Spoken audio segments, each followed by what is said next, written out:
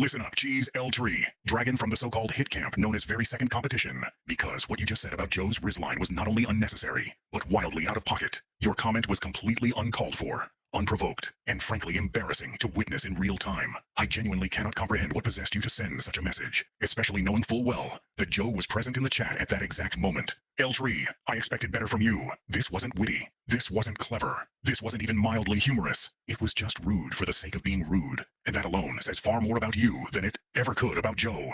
You fired off that message as if you had some grand point to prove, but all you really proved is that you didn't think before hitting send. And let's address the most baffling part of all. Your statement is objectively false, completely incorrect, entirely disconnected from reality. Joe's Rizline did in fact succeed, and not by a small margin either. It managed to riz me up immensely, tremendously, astronomically. So for you to sit there and declare otherwise is not just wrong, it is laughably wrong. You really should reflect before sending something so unnecessarily disrespectful again. Think twice, then think a third time. Ask yourself, is this message adding anything useful to the conversation, or am I just broadcasting nonsense? Because right now, the answer is painfully obvious. It genuinely baffles me how idiotic your statement was. I had to reread it just to make sure I wasn't hallucinating. The confidence with which you delivered such a weak take is honestly impressive in the worst possible way. You managed to combine poor judgment, bad timing, and incorrect information into one single message. And that takes a special level of dedication. At this point, the most responsible course of action would be for you to delete that message entirely and pretend it never happened.